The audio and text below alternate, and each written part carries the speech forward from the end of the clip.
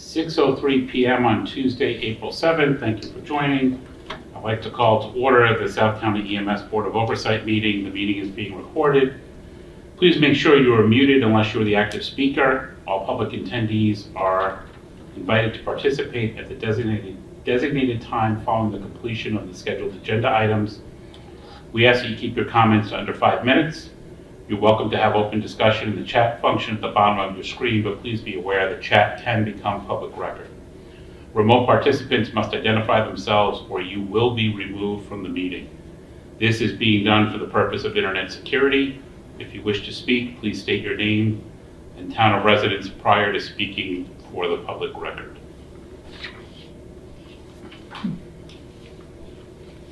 Good job, Matt. Thank you, sir.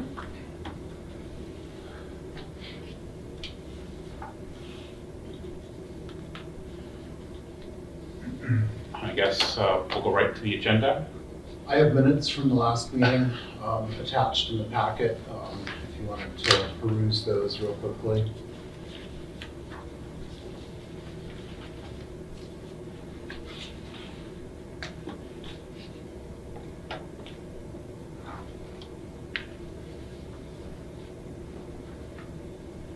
Will we approve the minutes? I'll second.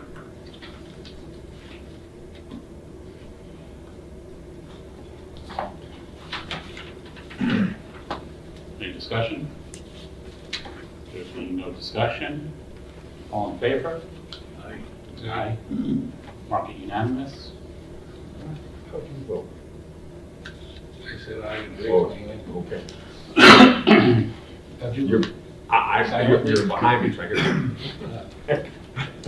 I think just for the sake of good timekeeping, we were discussing moving items 3 and 4 up to the top, unless there are any objections. Good idea. So in your meeting packets, there are 2 draft agreements. The first is a mutual aid agreement with the town of Hatfield. I sent this out to you via email to look over. And this is fairly, a document I put together based off of our mutual aid agreement language mixed with a few others. And it addresses specifically the $350. It would have an effective date of July 1, following the discussion that everybody has had. It allows for that 2-way service charge. The second document is the existing paramedic intercept agreement that we have with Hatfield. But it changes the fee from $300 to $350. And the idea here is we don't stack the fees, right? So we go to Hatfield for an intercept, that's $350. We go to Hatfield for a call, that's $350, right? Instead of $700. Right? So I'm open to any suggested changes. If you could let me know within the next however long, I'm happy to address it. Otherwise, if you're happy with these agreements, this is what I would like to put forth to Chief Flaherty in Hatfield. So does this cover no transport also? Yes. Is, given that this is an expenditure by Hatfield, would this be subject to their town meeting approving the budget that covered this? As I understand it, the message I had received from Chief Flaherty was the town decided to move forward with this. So, if that's the case, I'll certainly, attend their town meeting to answer any questions. But that's as I understand it. Okay. In Item number 1, the second paragraph, it says, upon receipt of a request for mutual aid ALS services. Yes, What happens during, if it's just a BLS call? we don't run just BLS. Okay. There's never a BLS ambulance from schools. It's always a paramedic ambulance. Okay.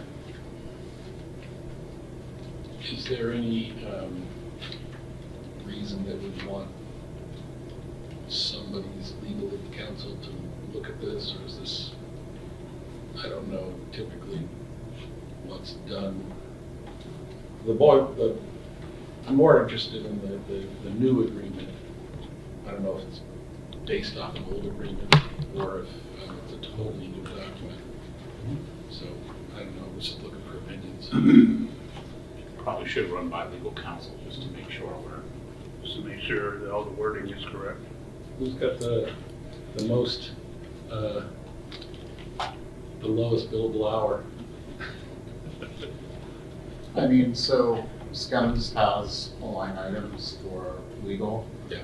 with the town of Deerfield, so that's probably the best pathway to take. I'm happy to do so. We certainly have, some time with this. It's definitely new, but yeah, sure thing. So I think with that, then we can just kind of defer any discussion on this until that. So I will pass it along to council through Christopher, and we'll follow up with the next meeting. I will say that I read through both of them, and overall I thought it was, they look good. They look professional, as I would expect.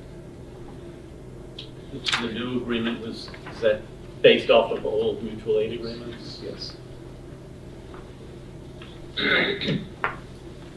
Yeah, it's fairly standard language. We've used this before. So we have this agreement in place with a few times. All right. Moving on then, is there any comment on that? Any public comment?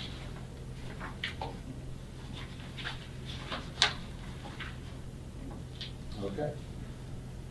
Moving on, item number 4 for the budget. There was the indirect cost calculation update from the town of Deerfield.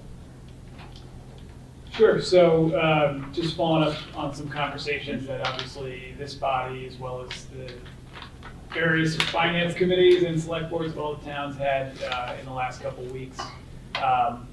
So I think I'll try to make it quick. I'll boil it down. I believe the concerns, Fred, that you had expressed were, one, why is there such a high jump in indirect costs this year? And it is a high jump. It went from, it's a 30% increase over what we saw in FY26. So that's question number 1.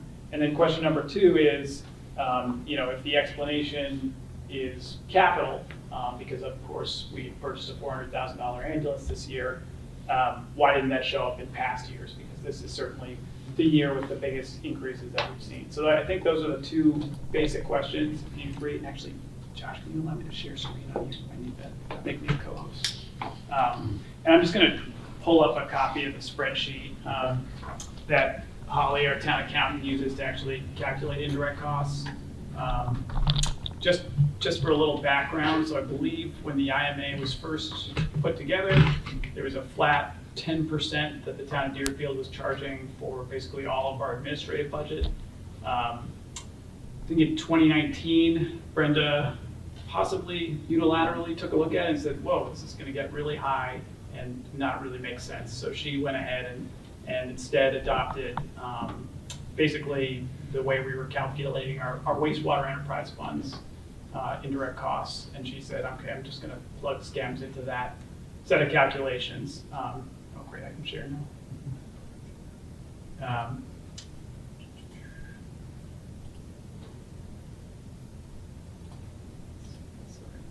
I think it is. Probably look really tiny at first, yeah.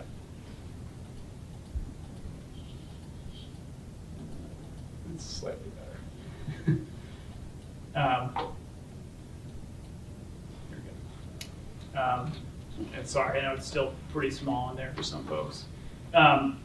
So we went back through the last few years, and the only other change I would note is that back in FY25, Brenda added in grants as well, and that's grants that SCEMS has, but also grants that the town has. And because the overall indirect costs are based on SCEMS as a percentage of Deerfield's budget, in theory, there shouldn't be, a major swing based on adding grants to it. So you can see actually in FY25, when we added grants, it went from, I think the SCEMS percentage of the budget was 5.9 to 5.1. So not a huge change there. And just really quick to just kind of dive in, again, I don't want to belabor it because it's a very in the weeds calculation here. But this is what, and again, probably can't see this too well, so I'll do my best to explain it. This is the indirect cost calculations that Holly does. What you need to know is basically we look at the overall town of Deerfield budget, and that's page 2 of the recap. So roughly these days, 30 million. But operating and capital. Operating and capital, yep. So that's roughly $30 million. And then we add in any known grants that are being administered during that year. That's always for the prior fiscal year, obviously, since it's your recap. And then you look at the coming year's projected administrative costs. And so this kind of second section here is all our different select board office, town accountant's office, health insurance, legal expenses, all that stuff. In the past, again, there was a flat 10% of that was charged to the other towns, and we're not doing that anymore. So instead, we're charging what the SCEMS budget is as a percentage of Deerfield's budget. So we look at the recap total budget, and we take what SCEMS budget plus any capital, and we take that percentage and apply that across the board.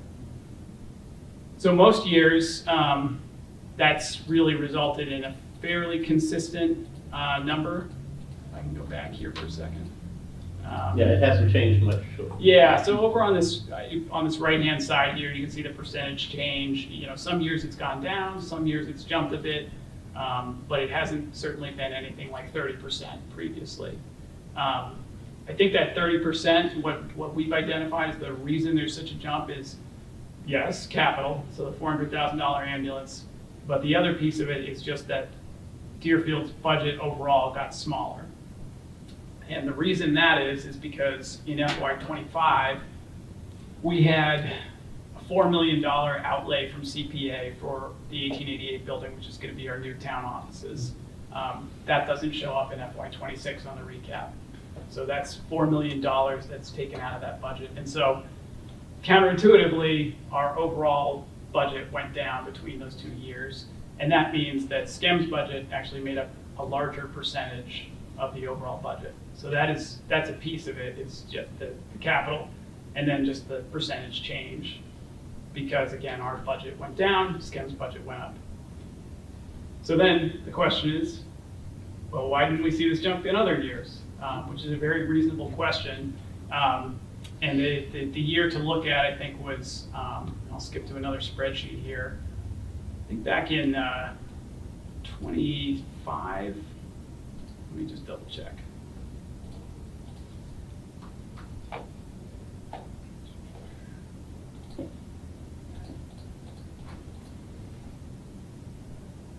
Yeah, this is Holly's summary sheet. Yeah, so back in FY25 here, you can see there's a column for capital, and there was at least $250,000 in capital for SCEMS. It's in fact closer to $375,000, and so that year, the town of Deerfield took money out of the town's capital stabilization and put it towards SCEMS capital items. That should have been captured in indirect costs, and it wasn't. So there's essentially, hundreds of thousands of dollars missing from that year. This year, we caught it.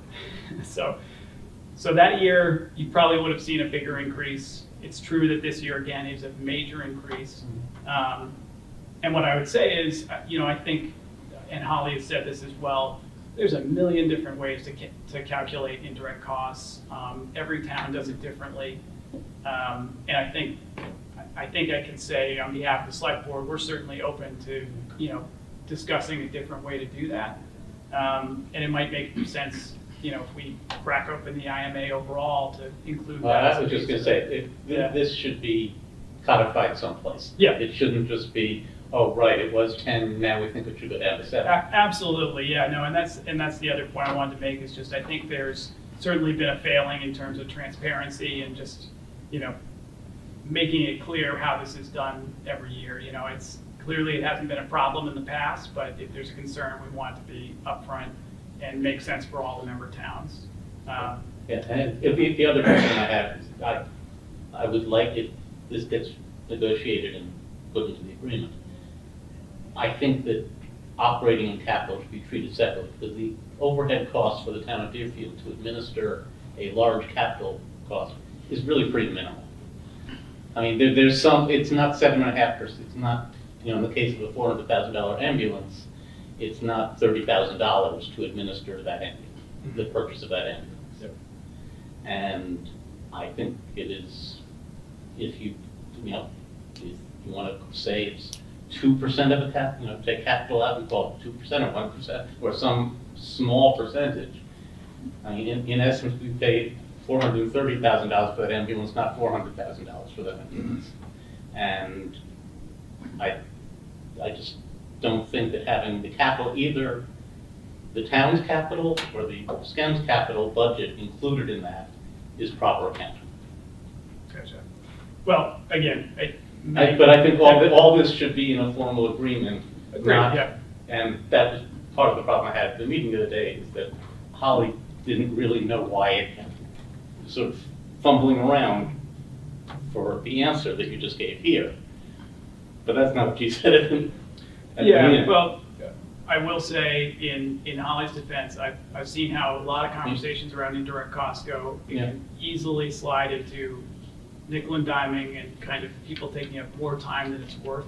So you do want to have, whatever it is, you want to make sure it's easy and can be done without any additional thought. And I think it should be easily referred to an agreement and say, Yes. this is what it says, this is what the number is. Yeah. And it might even be worth talking to the accountants for Wakely and Sunderland and that say, how do you do indirect costs? How do you do indirect costs, Sunderland? And come up with a hybrid, if it makes sense, for scams. I don't know. I mean, Right. for shared. I don't know if you have any enterprise funds or, We have, one enterprise fund. I mean, not Our water. Your water is, okay, yeah. Yeah, no, I think that makes absolute sense, and, when we'll have the opportunity to actually kind of get into that IMA, that's another question, but yeah, definitely open to having that discussion. Okay. So anyway, any other questions on this stuff? This is kind of the I think if you high-level go back explanation. the year that you went from 10% to 7% or whatever the number Yes, is. yep. You go back to the minutes, you'll find out that there was a reason that happened. Sure. And we had a very similar, and Gary probably remembers, we had a very similar conversation about that. So in the minutes, there is a reason what that percentage was. And so whatever year that was, we go back to those minutes, you'll be able to maybe find some clarification. You mean why the 10% was set, or why? Yeah, and the 10% was set in the initial because there was a lot of things happening initially. Then, as time went on, the workload, and this was on Deerfield's, had said this, that their workload had decreased because now it was up and running. So that's why the numbers went down. And that sort of fits in with my idea on the capital, is that the amount of indirect costs should somehow be vaguely related to the amount of actual work that's put in. Yeah. And the 10% number came because when we initially started this, our budget was about 10% of what Deerfield's budget was at the time, which is where the number came out of. And I appreciate the fact that it's been adjusted downward. I do agree we need to codify it and come up with some solution. We had at one point asked for that IMA to be reopened and looked at, and I thought instruction was given that may not have made it all the way down, or it may have been before you. Very possibly. But direction for the 3 town administrators to get together and kind of make the first pass at it about what you thought needed to be changed. I know now is not the time, but after town meetings conclude, if we can somehow put that on an agenda item to have that looked at, I don't know, June, July, starting over the summer, to begin the process of going through that. And certainly a great idea to have the 3 accountants meet, go through their portion of it and adjust and see what makes sense. Because when we built this initially, the 3 town administrators were involved. When we got to the finance side, they became heavily involved in this, because I remember a few nights of some pretty strong debate on coming up with cost structures and initial budgets and trying to defend initial budgets, so. And it's not surprising that this has slipped with that turnover in town administrators in all 3 towns. Right. So there's no institutional memory of wanting to do that. I don't know, well, it's not new business, so it's, I should hold that question. Any other questions on the indirect cost calculation?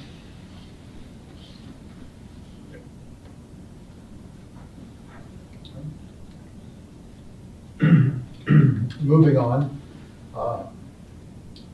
the chief of South County EMS position will become vacant June 22nd, 2026. I appreciate everybody's time.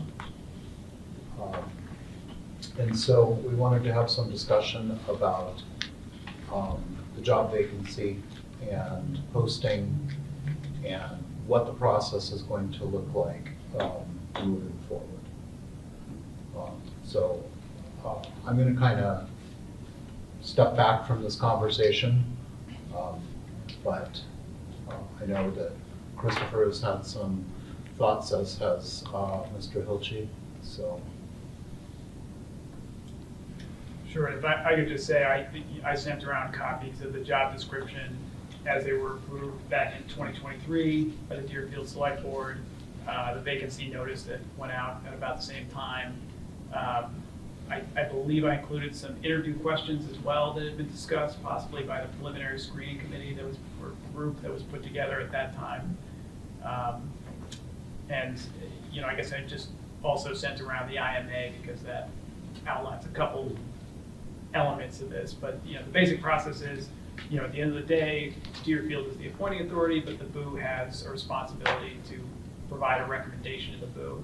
And so I believe the way we ended up doing this is after we had a preliminary screening group made up of Deerfield employees, I think, last time around. I think it was, the screen committee was 1 member, it was a 3-person committee. It was, okay. One from Okay. each town. Great, great. Then finalists moved on to a joint meeting of the BOO and the select board, so that there could be final interviews. BOO made their recommendation based on who was there and their performance in the interview, and the select board ended up, you know, deliberating and making their decision. So this time around, I mean, similar process. I'm hoping we could put together a preliminary screening committee. Again, members of each town, I think probably a select board member from each town who's on the BOO would make sense. Myself and Josh would be there, but not ex officio, we would not be participating. I don't think the chief should be in the interview. Okay, well, He's stepping away. I think, you know, he shouldn't be, he can be at the final, anybody can be at the final, but I don't see him in the screening. okay. Well, this is all just my For 2 my reasons. suggestion. One, Yep. one is that the person that comes, the people that interview, there's a understanding that that initial interview is not a public record, Right. right? So, and if there's people that may not, if he knows that the chief is gonna be sitting there, they may not wish to put their name in the hat, so I've had people back out of final interview because it was going public. and there was still a chance they didn't get a job. Yep. Yeah, no, I guess I would just say the value to me of having Josh there, again, in a non-voting capacity, is just his expertise in. We have that I think we have that expertise, and I'll back down away from that, but I think that we've gone through this before. Gary Stone ran a department, Matt ran a department, Blake Gilmore is very familiar with the department. I don't think, I'd rather keep it separate, Okay, that's fine. personally. That was Yeah. my thought. And I think last time the members of the screening committee were all not select board members. Okay, I know I can speak for Whately, this is our fire chief who's volunteered to do it again. yep, In this case. Yep. But it would be Do you have this? people with relevant experience, but not necessarily. yeah, absolutely. I mean, so I guess on the screening committee, what I'd love to hear is, you know, who does Whately want to put forward, who does Sunderland want to put forward? Assuming it's going to be a 3-member screening. Yeah, I've already talked to J.K. Kennedy, our police chief, and fire chief, and he's willing to do it again. Gotcha, okay. Tom, have you guys had any discussion in Sunderland at all? I have not, no. Chris will hopefully be able to in a second. Okay. Great, so maybe we can come back to that one. Okay. Just losing my train of thought. Oh, yeah, job description and vacancy notice. So yeah, again, I sent those around from the last time. I know one thing we'll want to add to that vacancy notice is just something clearly stating that, hey, if you want to have this to be a confidential process until final interviews, please say so. That's really the trigger for allowing that preliminary screening committee to go into executive session when they interview those initial candidates. So we'll make that update. And I'm just curious to hear if anyone had other updates on the job description or the vacancy notice this time around. I agree with the job description. I don't know if the job description has been followed, but I agree with the job description.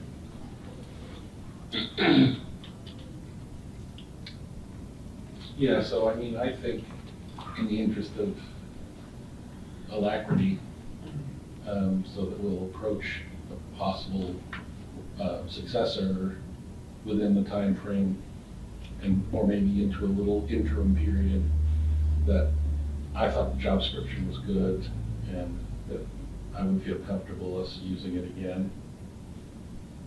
Otherwise, we can send it back to the personnel committees of all 3 towns and wait for them to work through it and spit it back out, and it'll be essentially the same. And unless there's something that's happened in the last 3 years. It's relatively recent that it was updated anyway for 3 years ago. It's true, yeah. So I don't know that we've got the need to take the time-consuming process of revisiting it Sure. across 3 Yeah. towns. Yep. The only, reading it, the sort of unusual thing about it is, so generally our job descriptions have that essential functions Says the meeting. kind of boilerplate at the top that basically says, yeah, these are the essential functions, but by the way, there may be some other things that you have to do, and it's kind of a catch-all for that. That one includes, of course, the working chief requirement of 16 hours on the ambulance. So it is a little bit of an outlier in that sense. But otherwise, I'm not hearing any desire for changes in that vacancy notice or that job description. And I apologize, I can't let my eyes on to it. I can try to pull it up. for you. That's fine. Just to make sure the residency requirement is listed in there. I want to make sure we're front and center on that this time. Good. I'm going to check and see if that's in the vacancy notice. I don't see it in there. And let me just double check the job description. I wouldn't think it would be in the job description. It is in the contract, obviously, but.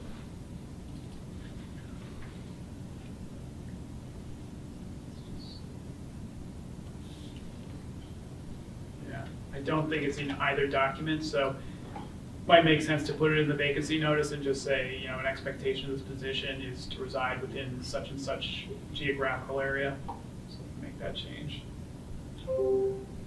I think the current contract was 15 miles of the building, and I don't know if we want to keep it to the building or within the service area.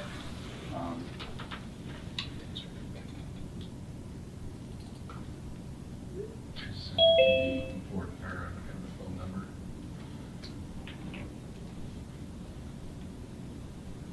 Crystal's still struggling to get it. Yeah, I'll make it didn't work, so we're trying to get her in the Can we invite her from here? Trying to get Crystal. but Yeah. sorry. Yep. Hey, it looks There like she she's, is. Is she there? here we go. There it is.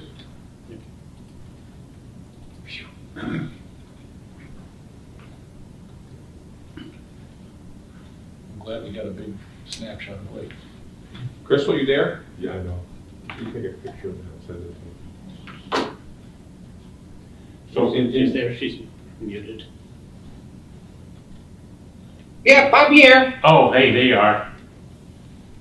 So Crystal, you want to ask, Fred, ask Crystal a question about the makeup.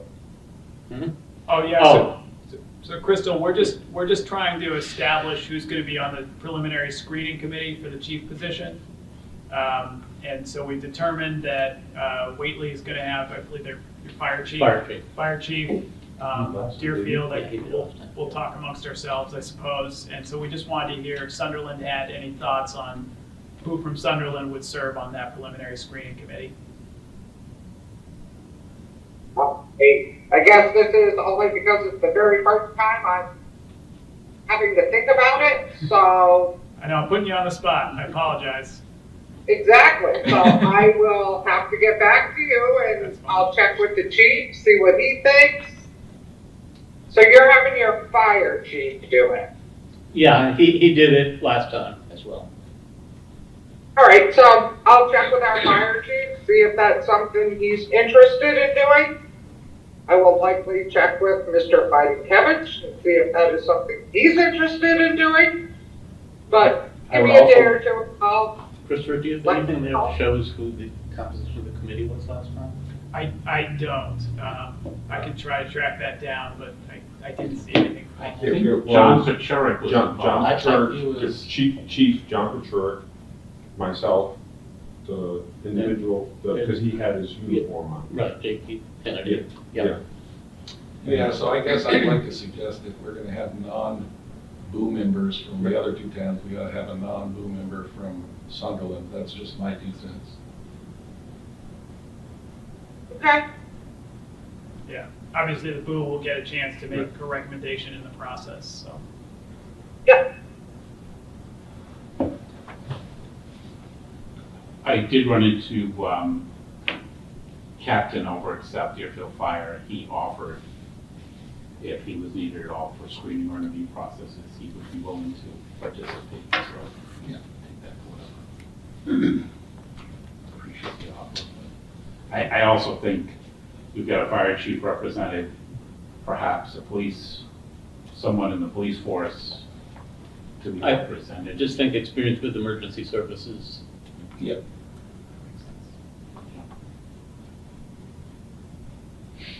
Okay. Okay. Well, I know the select board in Deerfield has this on their agenda for tomorrow night, but obviously if we don't have a, final member from Sunderland to appoint, it's all right, we can hold off. It sounds like we're good to get the job description and the vacancy posting out there with that change on the residency requirement. Any other thoughts on vacancy or job description? Are we good to go on those? Wait, looking for a time frame, Chris? You mean to have that job description out there? Yeah. Probably a month. So, Okay, so there's no hurry in naming the committee. no, exactly, yeah. Between the time to posting it, and then the time to get the Yeah, applications. it is nice to be able to have a meeting where they can talk over questions Right. before candidates show up, but that's the only slight urgency, and that's, I wouldn't call it urgency, I suppose. Hey, Crystal, for your benefit, I know you joined us. We did take a quick look at the job description, if there was anything in there that you thought should be updated or corrected, if you've had a chance to look at it. If not, anything that you come up with, if you could forward that to Mr. Dunn when you get an opportunity.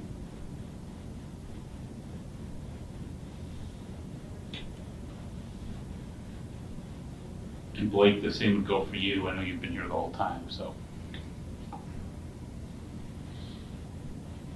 Yeah, I've already been looking at it.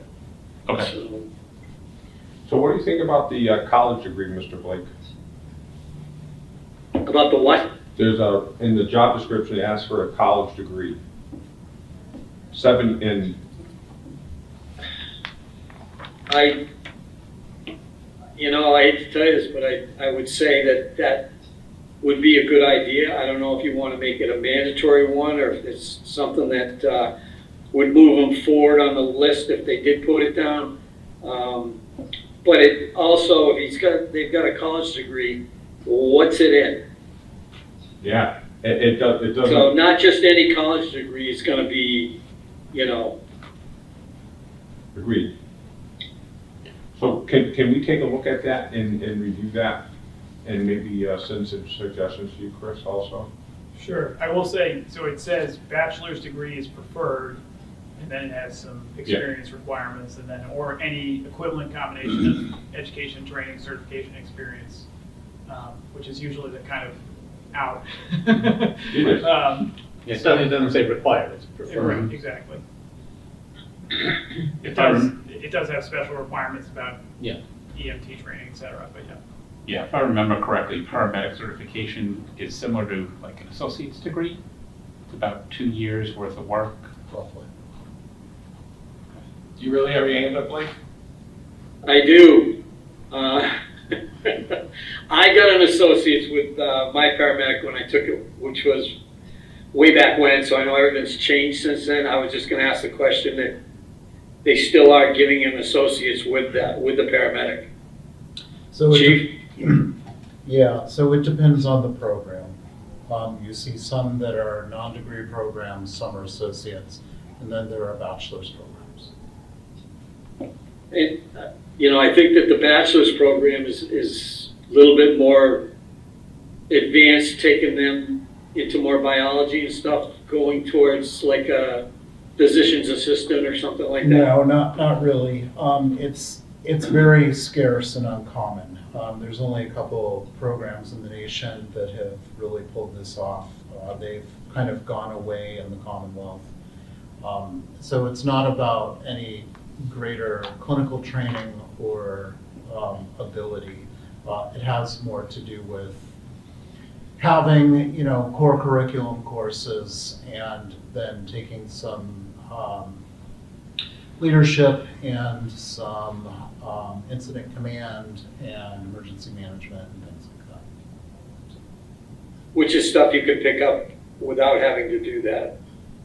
Certainly. Okay.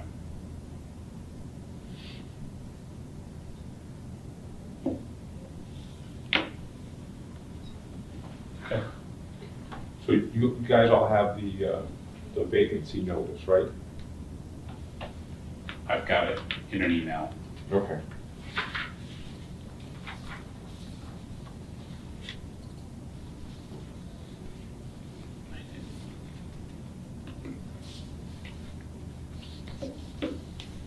Yeah, because I think when you sent us 4 or 5 attachments Mhm. to the file. Well, the screening committee will get to craft questions. I don't know if there are any questions or topics for interviews that anyone definitely wants included, but it'd be great to hear if there is something you want beyond what's already in those interview questions. Yeah, we've got time to. Yeah, absolutely, yeah. JP Kennedy is also a paramedic, correct? Yes, he is. Yeah, he's the captain of the Amherst Police Department. Oh, okay. Firefighter, paramedic. He just can't get enough of emergency work. Right. We just hired him. Yeah. Yeah, he's the fire chief, captain in Amherst Police and Amherst Fire, I'm sorry. Amherst Fire. He's been doing this quite a while. Yes. Okay. currently lives in Conway, but is moving back to it. Right. I just got one question, probably for Josh. Now that you've been doing this, running the department for a while, one of the first questions here is the chief is expected to work a minimum of 16 hours on the ambulance. Does your job allow for that? I mean, now that you've been doing it. Yeah, currently, we don't have 16 hours open. I would need to create those hours, and I would need to find additional coverage, and get another person to work alongside. So I think, if you're talking about a call-based system, that makes a lot of sense because you get unit hour coverage. That's not how we function, and it isn't how we functioned for some years. So I think you're asking a question to me, which is what are you looking to get out of the position? Do you want a paramedic to staff an ambulance who does some administrative work? Or do you want a chief who does administrative work? So I guess that's for you to decide what you think is best. I will tell you, my experience has been, I think you need 2 administrative people on the department. And if you're going to have one of them do calls, you need the other person to devote themselves fully to administrative time. Because there's simply more work than one person can achieve. That was my question. And there. if they're forced to split their time, it's just a fundamental question. What are you trying to achieve out of this position, right? If you want a paramedic who can do secretarial work, then hire that. But you don't need a chief at that point. Just to follow up on Gary's point, obviously we want a chief who's a fully qualified and licensed paramedic. So in some instance, they're able to respond to issues. And you've done that on weekends and filling in and so forth. Is that your experience? Yeah, I mean, it's essential that, it's a ALS paramedic level department, so I think the chief should, to my eyes, be a paramedic at least, right? Certainly in my case, there have been times where I have had to cover the ambulance overnights, weekends, days, things like that. And then in the course of a regular day, there's plenty of opportunity for that position to respond to calls. Maybe not staffed on an ambulance, but there's no shortage of clinical exposure. So I think part of the concern with that, and I could be off on this, but is that you don't want the chief to lose their clinical acumen. You want them to remain functional as a paramedic. There's no shortage of opportunity for that, whether they're scheduled on an ambulance or not. So I know that I've worked a lot of ambulance shifts. So it happens. Yeah.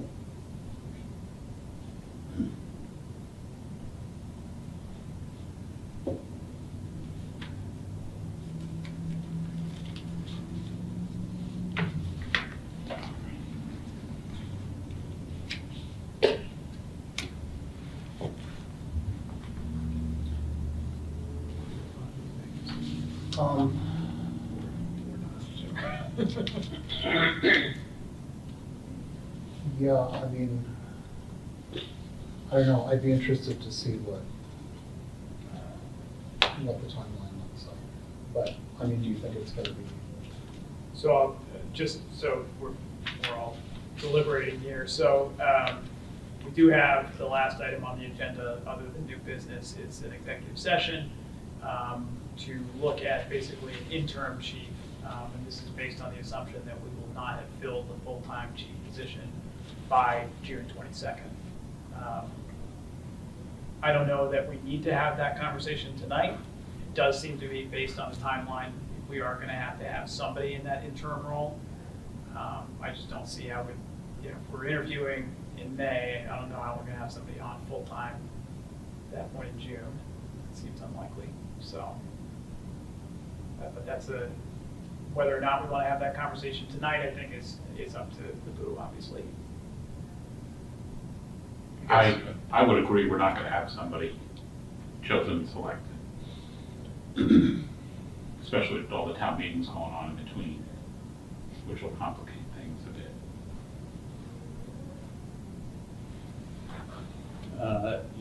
The executive session here is called for town administrators. You're here, I don't see Yeah, I was, Wakely or something. no, and I was covering our bases, and I wasn't certain if Okay. Becky and Pete were going to be here, but. Yeah. I'm not sure we're ready to do it tonight. Right. That's fine. Okay. All right, what do you think, Tom? I agree. I think that we have to look at, now, we have to look at what's available. If do we look at people that may have retired that would come back on a part-time basis? Do we want to have someone from that's in the present, in the present organization that has, some of the skill sets that we're looking for also, or if that can be trained? So yeah, those are good questions. And I think right now, that's one of the things that we may want to put out there is people in the business. I'm looking at you, Gary, I'm looking at you, Matt, Matt and Blake, and there are people that that may want to fill in for a period of time also. Or do you stay in the department? And I do have one question for Blake. Blake, part of the job description here says that they need a valid Class D driver's license. Do we need to specify that it's a Massachusetts license? Or is there any words that we should put in there specifically? Yes, it has to be a Massachusetts driver's license. Thank you, Blake. Can you add that? I'll make a note to add that. Thank you, Blake. Yeah. I think that's gonna come with your residency anyways. You would hope. You would hope. Okay. So it sounds like folks want to table the executive session for now at least, and then maybe there's some new business to touch on. Yep. Any other discussion on that before we move on? You okay with that? What do you think? Well, I think that's a good idea. I would like to suggest that we figure out what we actually gonna do in the executive session. Before we have it? Yeah, I mean, we can decide during executive session whether, look for an inside interim candidate or an outside interim candidate. All those things should be done in executive session as opposed to deciding right now. Yep. Right. You want to have, so do you think 2 weeks is enough for us to have the discussions and see what's out there? Yeah, I don't know, Gary? Yeah, it should be enough time. What do you think, Ben? Yeah, we do that. Fred? Yeah. All right, so we'll do it again. Crystal, still there? I'm still here. How's your busy schedule look? Me,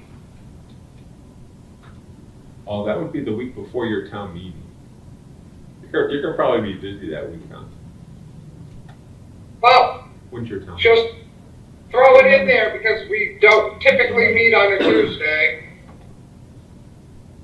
We'll be busy. If we have to meet, it'll be Monday, Wednesday, so. So would the 21st be okay for you? I believe it should be, unless, something like this happens where I actually have to do my day job. You just wanted to go to Dinosaur Barbecue for dinner. Yeah, Come on. he sucked yogurt because I didn't get to go to dinner. I came to this instead. Yeah, we don't see your picture on the iPhone, so don't. You could be sitting right at the table right now getting She's not a nice nice barbecue, trust me. a nice We get Bronto burger or Bronto ribs right now, so you wouldn't know. Yeah, not quite. Yeah. Fred, how's 21st on for you here? Looks good for me. Gary? Chris, can you make that happen, please? That works for me. Want to come back to the White Leaves Acres again? Always welcome here. Okay. Andy, any thought that that's the sole purpose of the meeting is the executive session? And that we don't creep anything else onto the agenda? We shouldn't have anything to do between now and 2 weeks from now, I would think. I don't think so. No. Yeah, and obviously Sunderland can send us their suggestion for the Yeah, Chris will get it. preliminary screening committee member. We could just call the meeting to order and go right into executive session then. Yeah. Okay. Yeah, we read the special executive session for him. Good.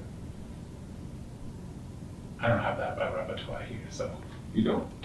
We have a little, Chris probably has a little laminated. Cheat sheet. Yeah. Okay. All right. Anything else? Chief? New business, yes, one of our full-time employees gave their notice to change status today for the, it would be the first week of next month. So they gave about a month's notice, requesting to change status from full-time to per diem. It's Morgan Ferrick, who will be attending nursing school full-time. Oh, congratulations. So congratulations to Morgan. She will be missed as a full-time employee.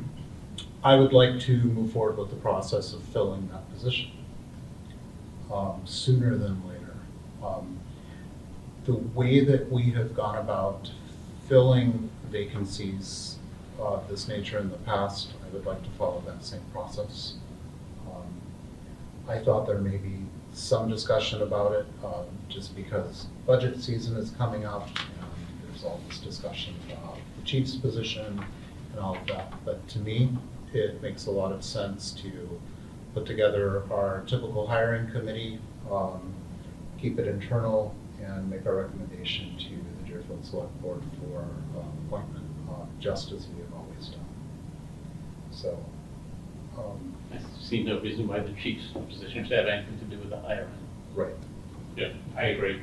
Because at the end of the day, if we don't fill the position, then we're looking at overtime, we're looking at taxing staff. Summertime, vacation, we know we've got treehouse schedule, we need to cover as well. We have 2 people going out on maternity leave this summer. I'd like to get this filled. Absolutely. All right, very good. Any other new business? I know there was some discussion with multiple towns in the town of Conway about how that was going to play out, potentially Conway joining our group. Has there been anything that can be shared on where we're at or where we stand with Conway? Yeah, so I had a nice conversation with the Conway ambulance folks, and I think they're very open to the idea of joining our group. Their concern, of course, is that they want any change to be an improvement on their existing scenario. From their perspective, their scenario right now is that they have a staff, or not a staff, they have an ambulance in town capable of transport, and they don't want to lose that capability, right? So realistically, 80% of their calls, their ambulance transport is coming from us, or it's coming from co-rating us. And they affect very few of their own transports. But from their perspective, they have an ambulance in town and they don't want to lose that capability. So I think moving forward, they're very open to the idea as long as it's a service improvement. I think they understand it may be a little more money per year, but that would be more than offset by capital costs over the life of an ambulance or new equipment or the like. I think having paramedic service level as a guarantee would be a big step up for them. They do an amazing job, they're wonderful folks, but I think it could be mutually beneficial. So I think they're open to that, and I think they're open to further discussion, but a proposal will have to be put before them. We're certainly looking at, you know, FY '28, '29 to make any real movement with this. That would, of course, necessitate reopening the IMA. Once again, the IMA, just from the previous discussion, is supposed to be renewed every 3 years, that's the language in it. So we could, you know, whoever takes this project on, I think there's a lot of opportunity there, and I think for both Conway and for SCEMS, and I think it's worth pursuing. So that's where it sits. Okay. And I might just add to that, so back in February, we got word from FERCog that they were putting out their district local technical assistance requests. Deerfield ended up moving forward with you know, some kind of request to them to basically help us look at what it would mean to bring Conway into SCEMS. I did let Pete and Becky know, I'm not sure what Whately and Sunderland ended up doing for their DLTA requests, but I would expect FERCog to get back to us in the next couple months on whether or not they can provide technical assistance to that.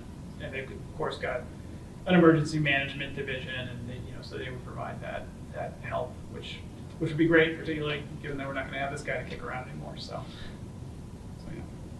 No, I certainly appreciate all the work that's gone into it, because I think it's a worthwhile venture, and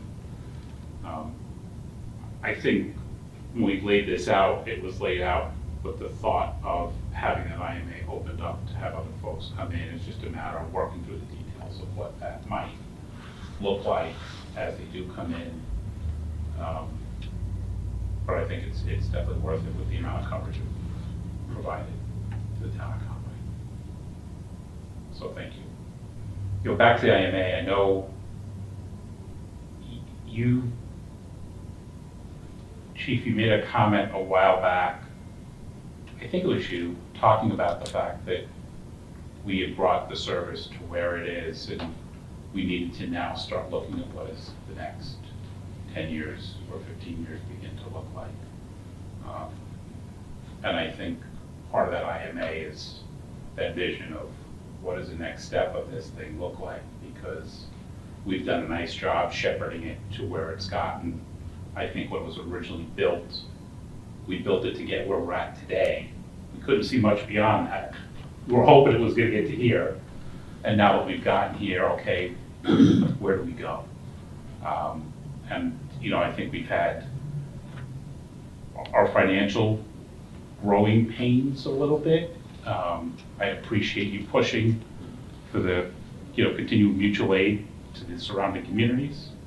I think it's just a matter of figuring out all the financial details around it to make sure it's fair and equitable. And then probably something with the FERCog to begin looking at communities that don't provide their own EMS service today. What does that look like in the future for those communities as well? Because it's not getting any better, it's not getting any easier, and I think we've shown within our communities that the service that we've stood up and provided has been beneficial to our residents. And I appreciate all the effort that's gone into your tenure here, into listening to us, hearing us, and working through some of these issues to get us to where we're at. So thank you very much. Thank you. All right. Yeah, thank you, absolutely, thank you. I want to say, you know, I think we've reached probably the best possible outcome in Hatfield, short of them becoming a 24-hour service again. And it's certainly going to help us to pay for future equipment and staffing and so forth, so very pleased with that. So, Chris, if the FERCog does, and I don't think we should just concentrate on one town also. Yeah, I think in the application, we just said we're aware of Conway and the possibility there. We're aware of some issues with Hatfield, and so we kind of left it open to, you know, we're thinking about expanding, and we'd like some technical assistance with how that happens, including looking at the That's good, because I think there's, you see Northfield now, Northfield Ambulance is expanding there. Now Northfield, Berniston, Irving, and Gill, I think. So they're, and they don't, so I think, and there's other towns, and then you look at some of the places, and again, going up to Greenfield, and you see Highland comes in quite often, right? And then you got Coleraine that's all over up in the hill towns. Yeah. So, and I don't know how long those services can last, so we really need to start looking more long term. And again, it's nice that you have an ambulance, but it has to be staffed.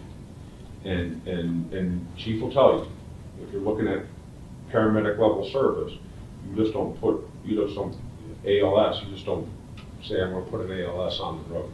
It doesn't happen. Well, that's the Conway problem. They have the ambulance, they don't, not necessarily staffed. Well, and I think what got us here originally was that we learned that there was, to have volunteers, the state was making it very difficult for volunteers to continue to serve local ambulances. Not impossible, but you really have to be very, very, very dedicated. And we're just running out of them. Yeah. Requirements were becoming more stringent, calls were becoming longer, there was more documentation, there was more to do. And it wasn't just to go scoop your neighbor up and drop them off at the hospital and come back home. Right. So I think it's going to be a continual problem. Because people are going to want to, and deserve to have adequate emergency care. And that's why we first started. And it sounds like Gary Stone has moved to Conway now, I think part of that can be addressed by refocusing the view of what we do as not so much a public safety arm, but rather a healthcare organization, which is what we in fact are. It happens to be on the highway. Sometimes we wear fancy colored vests. There is an incident command role where we integrate with a unified chain of command and work under NIMS criteria. However, what we are is healthcare. And if you're going to pursue a public safety model for a healthcare agency, you're of course going to run into stumbling blocks. So I think, what I'm hearing is people want high quality healthcare. And part of that involves pre-hospital care. And there is a pathway forward for this, and it can certainly be achieved. I will say, if you want things to progress, and you want to see improvements, we need to make sure that we're not trying to not change anything and continue looking forward. So I have no doubts that'll happen. I don't have anything else this night. You mentioned NIMS. We don't have anything in our job description about NIMS qualifications. Sure. Is that something that paramedics will take with their studies to get when they get that, or is that on their own? It varies. And should that be at least 1, 2, 4, and 7 have 100? Should that be a requirement in the? At minimum, I'll send you a list. Okay, so we want to make, you know what I mean? We probably want to add that. Blake, would you agree with that? I mean, now it seems like everybody has to have that training. The NIMS 100, 200, 400, 700.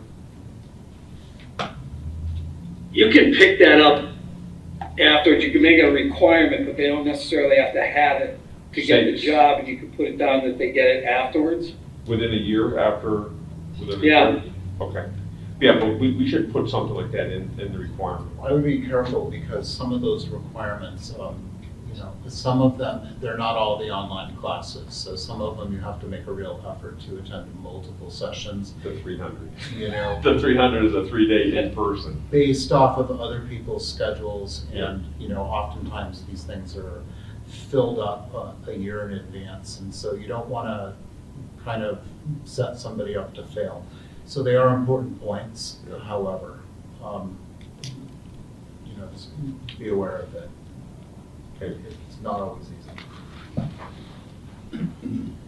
Okay. So maybe we add a certification preferred type of thing to the, Yeah, I think at some point you want the person to be the NIMS, especially working in the field, that field, because they are, you know, you're dealing with the chain of command and incident management, so they should be definitely in there. But Chief, if you could send Chris and us a list of what you'd recommend. I'm pretty sure you do 1, 2, 4, and 7.